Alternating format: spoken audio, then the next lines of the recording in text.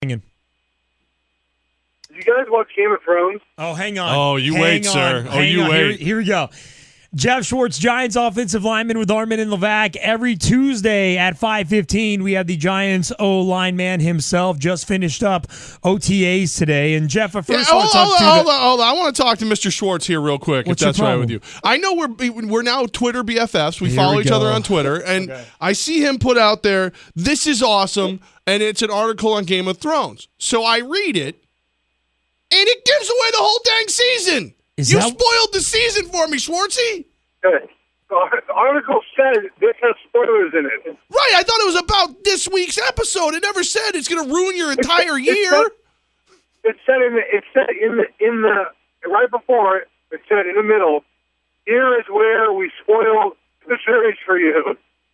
Oh, I thought it just said the episode, man. First of all, does it matter? Okay, the article, right, when it talks about happening to Jon Snow, does it change the way you view the next couple episodes? No.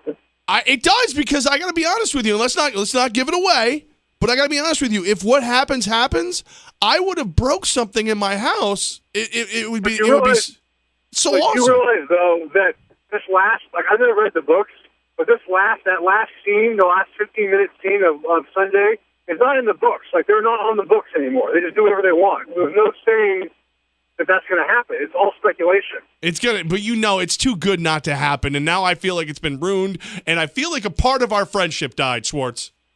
Well, how cool would it be if the Night's King did what they said he's going to do to Jon Snow? That'd be pretty awesome. It would be, but now I'm ready for it. All day long, Schwartz, the entire show, Levack has been screaming for your head. But Levack, I got to tell you, I'm more siding with Schwartz on this because he's basically saying that you didn't read properly, and I believe that. That's a believable notion that you didn't know how to read the part that said, hey, this is going to spoil the whole season.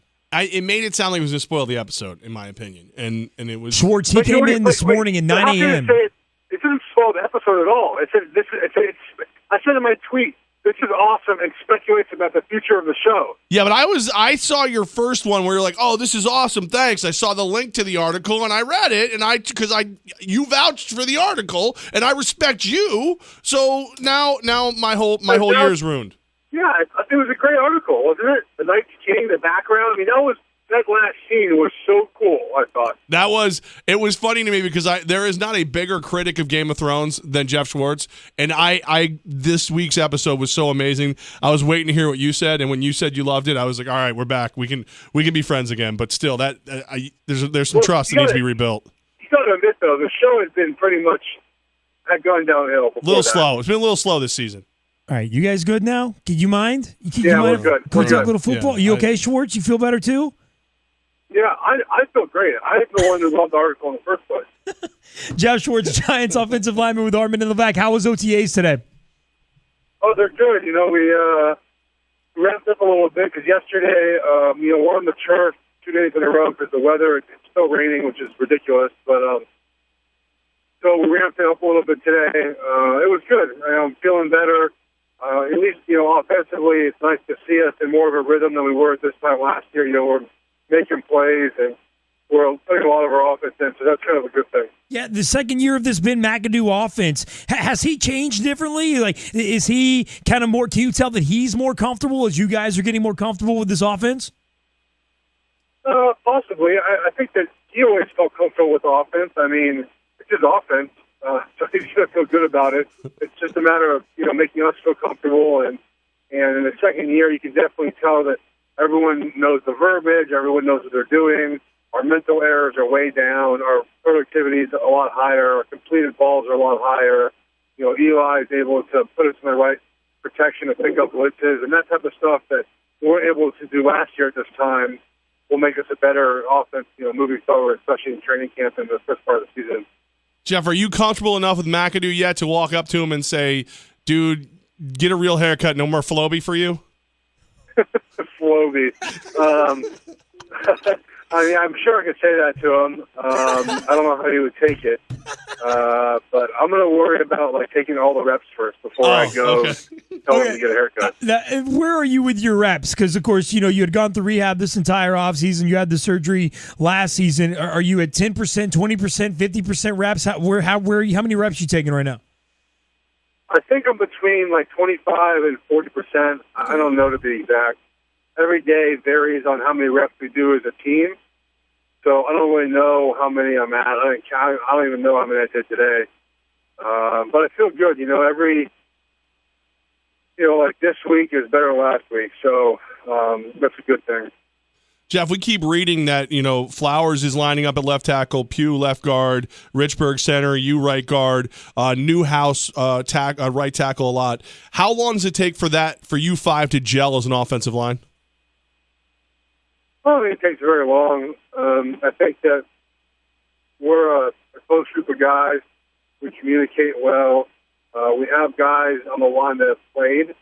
Some guys are young, but, Weston played 15, 16 games last year. He played center in college. He's second-round pick. He knows what he's doing. And Hughes played a lot. Obviously not left guard, but he can help Flowers out. And Marshall and I on the right side have played a lot too. So when you play a fair amount, you're able to acclimate yourself pretty well to the rest of the group pretty fast. I mean, that's one thing that has kept us in the league. If you don't work well with others and can't pick up the scheme and pick up each other, then you won't be in the league a while. So I don't think it's as tough as everyone makes it out this team.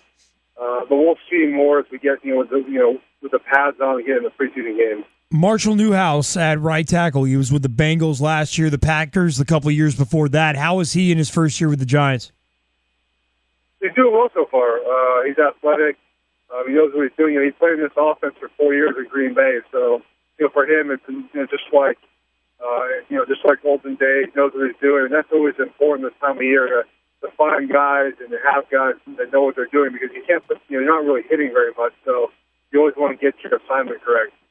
Giants offensive lineman Geoff Schwartz with Armen and Levack joins us every Tuesday at 5:15. Of course, the Giants OTA is going on last week and this week as well. Geoff, we've got reports Larry Donnell has an Achilles issue right now. How important is Larry Donnell to your offense?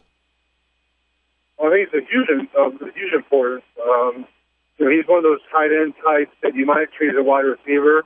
So you can be in like two tight end sets. But he counts as a wide receiver with the big advantage for the offense. And he proved last year that he's a matchup problem. So having him, 100% for the regular season will be imperative. Right now, guys are a little dinged up. That's that they kind of take the time they need to get ready and miss this time and to push it and get out for the season. Speaking of pushing it and missing this time during OTAs, Odell Beckham Jr. with the sore hamstring. Tom Coughlin said precautionary reasons. He's not going 100% right now. If you have a hamstring issue at this time of the year, 0 to 10, how worried are you about it going forward? Well, you have to kind of take it by position, I guess. I don't know. I mean, for him, he runs a lot. It's probably a little bit of concern. I don't know how bad it is. I've never asked him about it. I don't really get into that type of business. I think for offensive lineman, it's different. If your hamstring's a little sore, you kind of deal with it and play through it. So it kind of just depends. I know they want to be cautious with him and with guys coming back from injury, because the spring is important. But the ultimate goal is to be ready and the entire team to be ready for September 13th. So that's the way we approach it. And Odell will be fine. I have no worries about it. So all right, between hamstrings, Achilles, and car accidents, you guys are having a pretty colorful June already. It's no worries, though. Everybody looks like they'll be able to stretch out and progress as the preseason rolls on and be ready for the regular season?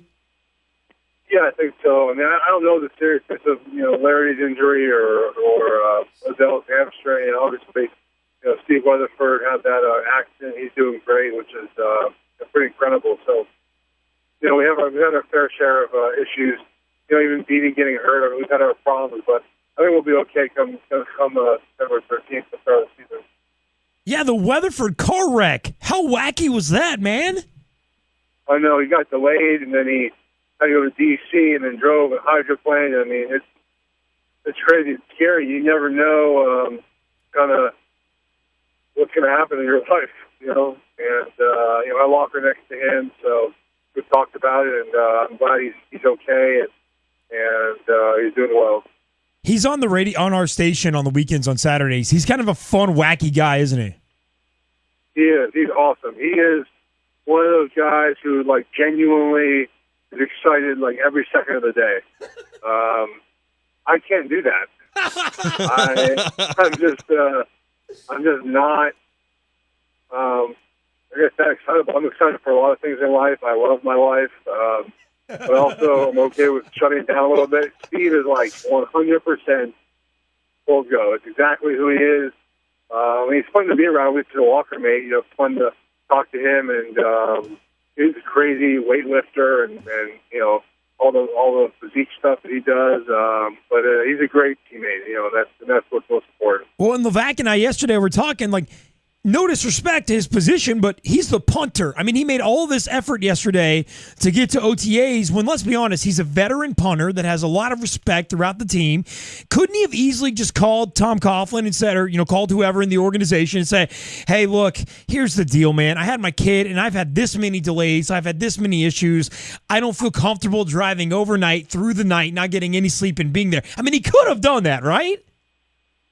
Yeah, but, I think in his position, I probably would have done the same thing. I mean, actually, I in Minnesota, 2012, I was flying back on Sunday night to Minneapolis, to practice on Monday for an OTA, and our flight got canceled. Not canceled. We got rerouted to Chicago. And we landed at like 1 in the morning. I thought about driving from Chicago to Minneapolis, but luckily they had a flight at 5 a.m., so I took that flight, landed at 7 o'clock, and drove straight to the facility and got dressed and went to practice. So, I mean, you just got to do what you got to do. If your desire is to be there, you do whatever you can to get to practice on time. Geoff Schwartz, Giants offensive lineman, all over social media, at Geoff Schwartz with Armen and Levack every Tuesday at 5:15. Schwartzy, Rex Ryan, head coach of the Buffalo Bills, used one of his OTA days to take the entire team to Jim Kelly's golf tournament. Is this something Coughlin would do? Because I hear Phil Simms throws a heck of a tourney. Well, we had a day last week for our own Giants golf tournament. We didn't cancel an OTA for it, but we had the whole team there. I've had 5 head coaches in my career now, and I've not had one who's ever canceled a single day of anything. So I hear these stories, it's like mythical stories of OTAs being canceled and training camp practices being canceled. I've maybe got like one meeting my entire life in training camp canceled. I mean, I've been on teams where we meet, we practice, we do everything like the schedule says it's going to be done, and I've never experienced anything like that. I'm sure the guys are pretty pumped about it, but that's not something that Coughlin would do, knowing his personality as a coach. Well, yeah, this team you signed with for hopefully the rest of your career, you're probably not any good luck trying to get out of anything anytime soon. No, especially with the way we played last year with our record, we're not getting any days off. All right, Schwartz, just a quick heads up. I also love The Walking Dead, so when that season starts, if you could not ruin it for me, that'd be great. The Walking Dead, did I finish that season yet? I don't know. It's a good show. Like the White Walkers are like the zombies from Walking Dead, but just 100 times cooler. Literally, because they're made of ice. But you got to say the article was pretty cool though. Like what could happen? If I had read the book, Schwartz, I would be patting you on the back for pointing me in the direction of that article. I really would. But considering that I've never read the books or a book, it hurt. I didn't read the books either though. Hey, but you're okay with people telling you how things are going to end. Is that fair? Well, we don't know how it's going to end, though. Oh, it's going to end like that. That's too good not to happen. That's how Game of Thrones is, though. That's why it's so great, is because you never know every episode. Someone's going to die. Something's going to happen that makes no sense.